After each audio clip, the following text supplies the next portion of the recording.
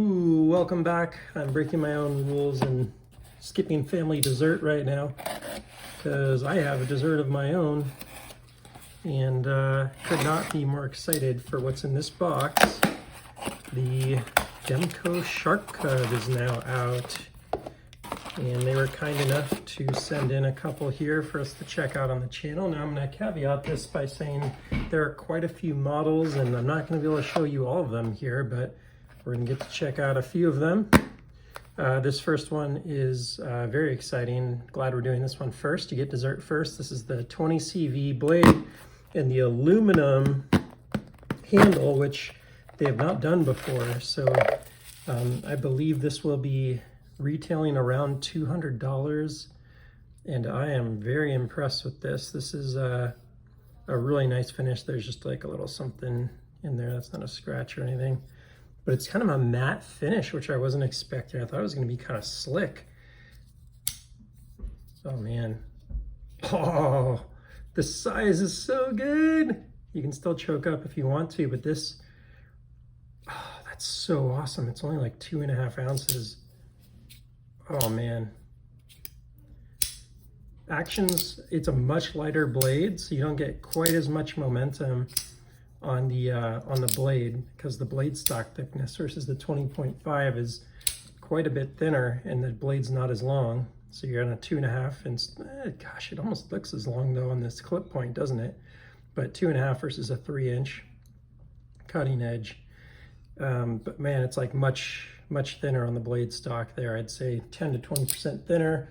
I don't have the exact stats in front of me. This is an unboxing, not a full review. Nice solid lockup, and look at that beautiful 20 CV. This is my first Demco at 20 CV. The first time I've gotten to handle, I should say, a Demco with 20 CV blade steel on it. Now this is just fresh out of the mailbox, 30-something degree weather right now, so it's a little frosty, a little cold here, but as it warms up to room temperature, I'm gonna get a better sense of what this would be like. The immediate sense though is a much lighter version than the 20.5, much more carry-centric, and much more competitive with like a Benchmade bug out. Like that's the quick comparison that comes to mind immediately. It's even bigger than this mini bug out. So there's the mini bug out, and I always like doing it this way. I don't know, everyone does their knives this way when they do comparisons, but my camera's angled, so it's actually smaller than a full-size bug out. In some ways it's heavier and has a more robust feeling handle because of the aluminum and stuff. Gosh, is that, curious if that's like a slab aluminum or if they actually lightened it. It just feels so light. And it's just a slab, so very nice there. And that's exciting. These have standoffs instead of a back spacer, like the Grivery version has a back spacer. So it's very premium feeling. It's also got, I just noticed it, it has the big pivot. So very premium, $200 or so. You'd expect, to get some of the goods, and I think you do here. So very interesting. We'll get in, do some weigh-ins and sizes and stuff, but let's get this other one out. So this one right here is the black G10 on the Slicer Shark. And this is very complimentary because it has the fuller hole and no thumb stud, which is kind of cool element of these Shark Cubs. And yeah, immediate impression is I really like, they want the peel ply to kind of mix it up. So rather than the kind of, if you've seen the G10 on the 80-20.5, you have this sort of diamond texture. I really like this peel ply for like an everyday carry. Oh, that's pretty sweet right there. And I got a feeling I just need to tune that other one because this one's very flickable, like you would expect. Sweet. Oh wow, that is a very, now it's very lightweight. That's the first thing I'm gonna say is if you are looking for a substantial American-sized Demco knife, this is not it. This feels thin. This feels like a knife that's made for everyday carry. It does not feel like something that was designed for like heavy use or something like that. Same brilliant edge. This has got to be just insanely slicey. I'm not going to even bring out a full-size piece of paper because I got a feeling this is just going to go through this nice little piece of paper here. Definitely slicey. Let's check the edge on this other guy. It's even slicier. Very nice. So yeah, this is different. Wow, I'll tell you the thing you're gonna notice the most if you buy this knife is it's very thin. Don't get it and be surprised and be like, oh man, I didn't expect it to be so thin. Hopefully you watch this and you'll know it's very thin. Like there is an 80, I'll pull out an 80-20 full size here, and let me get an 80-20S to throw in the comparison also. Bear with me a second here. Here's the 80-20S. Sorry, just gonna crack this out so we can see the full lineup all lined up next to each other here. There we go, this is a Sharkfoot 80-20S. We'll get these all side by side here in order of thickness, okay? So Shark Cub's very thin, especially with the swedge on it. It looks even crazy thinner. I think John likes to call that a false double edge or something. I can't remember what he calls it. Or I think it was Andrew. Thicker, a little bit thicker. These are pretty similar, but just a tiny bit thicker on the 80-20S versus the 20.5. Then there's your full size. So this is a very different blade stock thickness than we've seen before, and that will be the prevailing thing you will notice if you buy this versus a 20.5. It is way thinner feeling. I remember reading and thinking it was only like 10% thinner, but it feels like 20%. And that's got to be half the size, half the thickness of a full size or something like that. It's so thin. Probably not quite, I'm exaggerating, but very thin. All right, let's weigh this thing and see what we think here. In fact, we'll leave some of these guys out just for some fun weight comparisons. I'll bring out a 20.5 in titanium as well. We'll go through the whole lineup. So this is, I think, the right one for the first comparison is the old 20.5 in Grivery, 3.5 ounces. G10's a little more. Titanium's a bit 4 1/4-ish. Yep, 4.19. So that's what we're comparing to, right? This was the lightest 20.5 that was offered previously. So let's go ahead and check out the G10 first. 2.87, so significantly lighter there, 20% lighter. And then 2.775, so these are much lighter. 2.87 on that guy, and I imagine the Sharkfoot, the way that they do those, is probably the lightest of the bunch in my experience. It also has the hole on there, and that would probably be just insanely light. Now they're bringing these out, the lightest versions, like under 2.5 ounces. It's an Ultim version. You can really see that is like crazy how, I mean, you have to really pull that, I guess, and then you get the full range of motion there. But because the blade's lighter, you can't get away with it. You really have to pull it the full way. I think that's what I was kind of missing. And sorry, you're gonna hear my family in the background there, but so yeah, there we go. Now I'm starting to get used to it. Just so much lighter. You really have to kind of get used to it. This one probably just needed to get worked in a little bit too. Fully locked up there, no lockup issue. This one's pretty darn good, maybe like a twinge, but I really like this fuller hole on this model. I'm not always the biggest fan of that. Like on a big knife on the 80-20S, I'm not a big fan of it because it's such a big knife.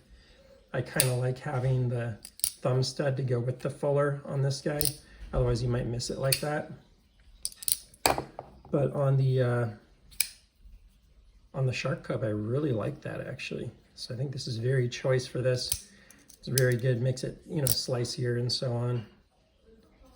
The rollout's great. But yeah, the overall feel is like, that's like a 80-20.5 and a Benchmade bug out came together. And do be ready for that.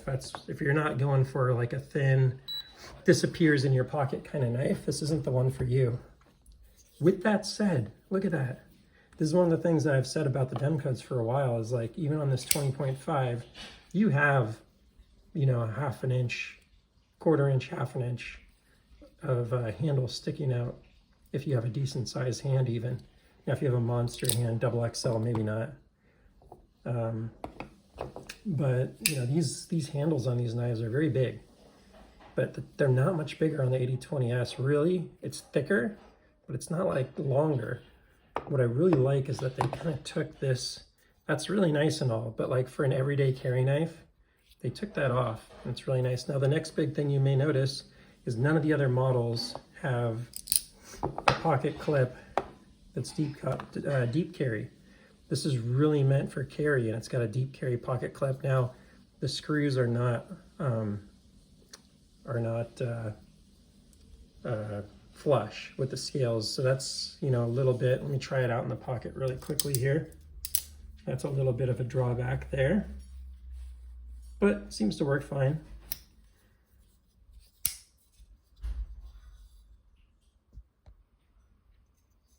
Sorry again for any noise you might hear in the background. Busy family night here. But that pocket clip is a nice little deep carry clip there, and it looks like it has a little more lip than the old ones did. It looks like it goes up a little higher, so it's a little easier probably to get over the pants. The other one, you know, is pretty tight, candidly. That was always one of the things. I usually switch my common carry Demco's pocket clip to a deep carry clip if I was going to use it a lot. But now that's right there for you from the factory, so I like that modification.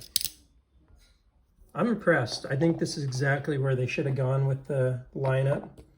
I really like what they did here.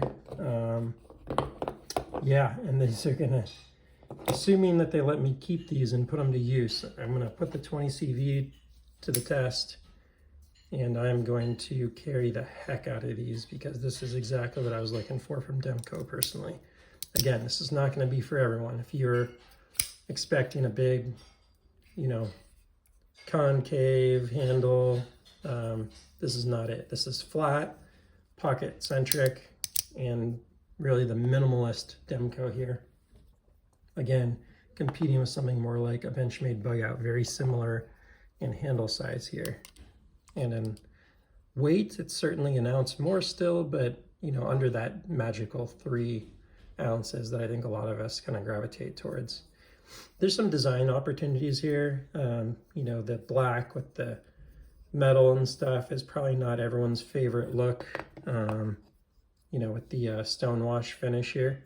That's, you know, there's an opportunity there for some aftermarket stuff, I'd say, to kind of darken things out. Maybe you do, you know, a DLC coat or an ano on those, but the knife's exciting. It's definitely a welcome addition to the lineup, and it's where I would have gone with it. Like, I don't think they needed more big knives in the lineup. I think they needed another option at the very small EDC-centric size of the lineup. And the shark foot version of it for me is going to be like the ultimate, although this slicer shark's pretty darn good right in the middle, right? It's basically a spear point. So you kind of get the, if you look at the angles, and just copywriting this right from John and Andrew's conversation about it, but you know, that angle that the edge has is closer to the shark foot probably than it is to the clip point, or at least it's in between, you know, in terms of what angle you're looking for to make contact. And even this guy is not quite as angled up as the older clip point. So definitely a little bit of a different look there in the first factory swedged version that they've done. So that's pretty neat, at least on the smaller knives. I guess on the 8020, they just came out with the swedged version as well. But all right, I've talked everyone's ear off. Overall, I like where they're going with it. Again, big takeaways: thin, light, still plenty of handle grip, but it feels lighter and less substantial. Like, it makes this feel like a very high-end knife by comparison. You know, this is a titanium $375 knife, so it should feel that way, but you know, these are very, very lightweight. These are not going to, you're not going to get them in hand and be like, oh, I'm holding a $700 knife. That's not the impression here. The impression is you like the shark lock for all the reasons you do. You want it on something more minimalist. Perfect option, shark cut. All right, all for now. I'll be definitely doing a deeper review on these, and appreciate you tuning in. Please like, subscribe, and I'll see you on the next one. Take care.